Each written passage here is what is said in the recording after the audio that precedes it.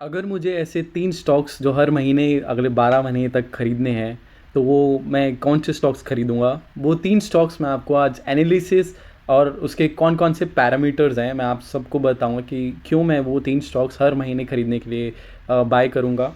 And जो पहला stock है, वो है एसबीआई। जी हाँ, एवरी 30 सेकंड्स आपको कुछ ना कुछ सीखने को मिलेगा, आप वीडियो में बने रहिएगा।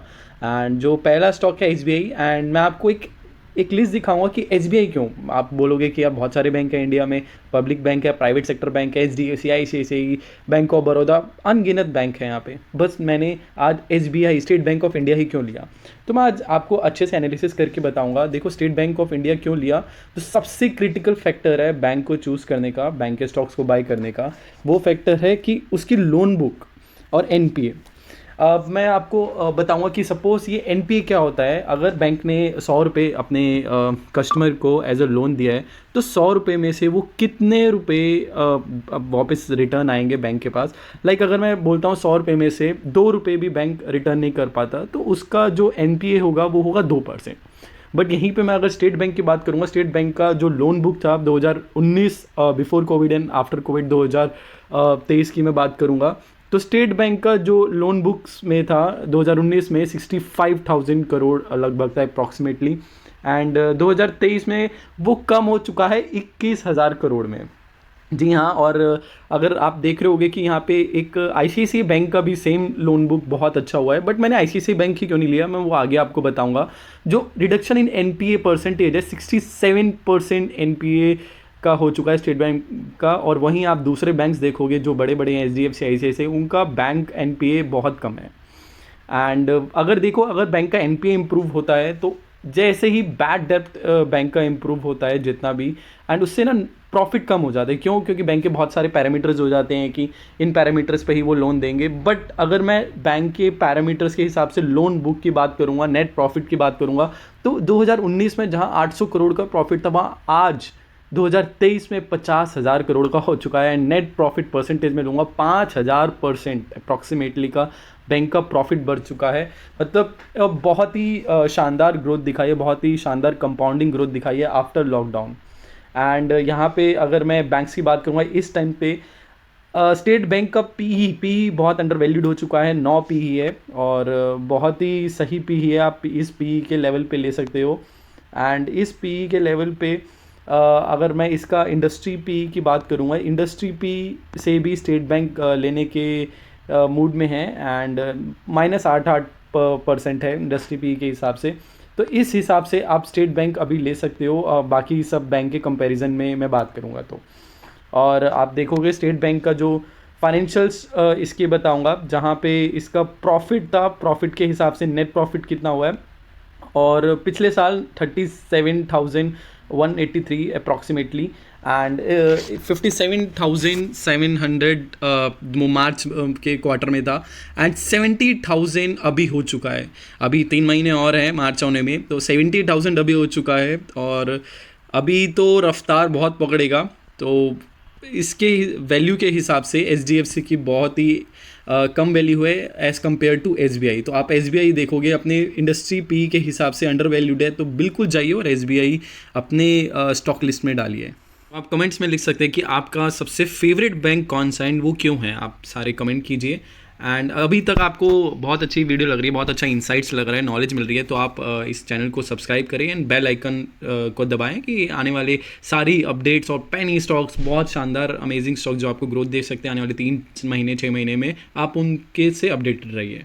एंड जो सेकंड स्टॉक की बात करूंगा वो है मेरा फेवरेट आईटीसी, कंज्यूमर सेगमेंट में। जी हाँ, एंड आईटीसी क्यों है, मैं आपको अभी पूरे डाटा के साथ शो करूंगा कि आईटीसी का जो होटल बिजनेस का रेवेन्यू है वो 2022 और 2023 का देखोगे आप, 2022 में 1200 करोड़ का था, एंड 2023 में वो बढ़ के 250 करोड़ हो चुका है उसका आईटीसी का होटल बिजनेस का रेवेन्यू।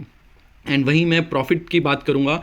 देखो, अब बिजनेस है, बिजनेस में प्रॉफिट तो बहुत ज़रूरी होता है, एंड होटल बिजनेस में आईटीसी का जो प्रॉफिट है वो 183 माइनस, मतलब एक नेगेटिव प्रॉफिट से सीधा पॉजिटिव प्रॉफिट में आ चुका है। एंड 500 गुना प्रॉफिट हो चुका है, 500 आप देख रहे होंगे, 542 आईटीसी का प्रॉफिट 2023 में होटल बिजनेस से। एंड होटल बिजनेस की बात करूंगा। उसके बाद एफएमसीजी बिजनेस में क्वार्टर ऑन क्वार्टर बहुत ही अमेजिंग, बहुत शानदार ग्रोथ दी है आईटीसी बिजनेस में। देखिएगा ये ग्राफ ना ऊपर ही जा रहा है, मतलब ऐसा ग्राफ कंज्यूमर सेगमेंट में बहुत ही कम कंपनीज में मिलता है। एंड बहुत लॉन्ग रन के लिए आईटीसी ने अपने इन्वेस्टर्स को बहुत शानदार अमेजिंग परफॉर्मेंस दिया है, प्रॉफिट्स दिया है।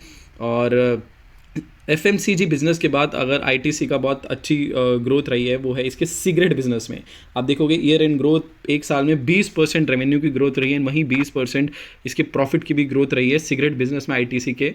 अब इसके बाद आप देख रहे होंगे कि आईटीसी का जो नेट प्रॉफिट है, नेट सेल्स है अपने इसके क्वार्टर्स में एंड रेवेन्यू ग्रोथ है, जो सेल्स है वो है 70,000 करोड़, तो 2023 मार्च में था। एंड अभी 3 महीने और रह रहे हैं, 70,000 करोड़ ऑलरेडी आईटीसी ने अपने प्रॉफिट रेवेन्यू कर लिया है।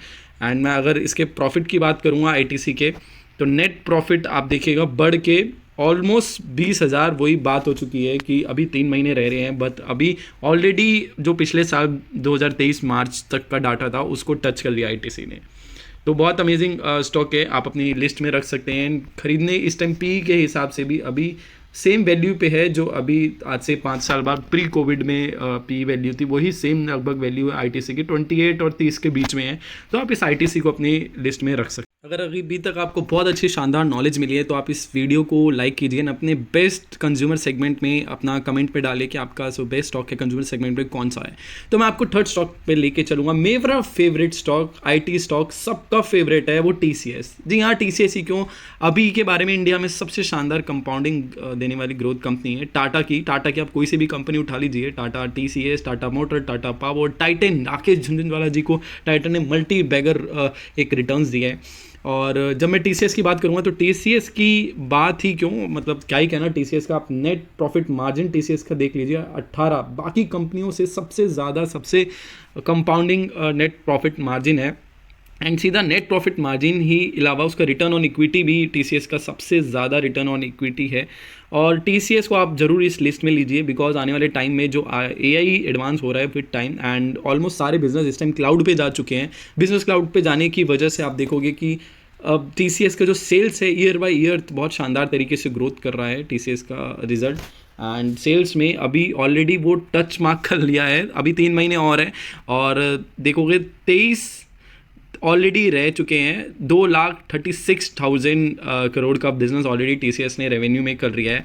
एंड प्रॉफिट की बात करूँगा, टीसीएस के प्रॉफिट में ऑलरेडी प्रॉफिट मार्जिन भी उस लेवल पे अचीव कर रही है, अभी 3 महीने और हैं। ये 2022 का डाटा है, 38,000, 2022 के बाद 2023 में 42,000 एंड 2023 अभी 24 आना बाकी है एंड 44,000 ऑलरेडी हो चुका है।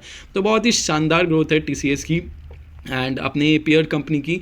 एंड टीसीएस का इस टाइम अपने पेयर कंपनी के हिसाब से बहुत ही शानदार पीई पे भी पहुंच चुका है, तो आप अभी टीसीएस को अपनी लिस्ट में डाल सकते हैं। एंड मैं अब बात करूंगा कि आपके पास अगर 10,000 हैं, 10,000 में आप कौन कौन से स्टॉक्स हर महीने ऐड करोगे। 10,000 में से देखो 50% तो मैं एलोकेट करूंगा बैंक में, 30% एलोकेट करूंगा मैं अपने कंज्यूमर सेगमेंट में, जैसे आईटीसी है, एचयूएल है, हिंदुस्तान यूनिलीवर है, एंड 20% मैं करूंगा आईटी सेक्टर में। और ये आपको बहुत ही मिनिमम रिस्क पे एक अच्छी कंपाउंडिंग ग्रोथ आने वाले 5 साल में, आने वाले 3 साल में दे सकती है। तो with this thank you so much. आप इससे चैनल को सब्सक्राइब कीजिए। पेनी स्टॉक्स आने वाले 2-3 महीने में कौन से रफ्तार रॉकेट की तरह उड़ेंगे, उसके लिए चैनल को सब्सक्राइब कीजिए and stay tuned. Thank you.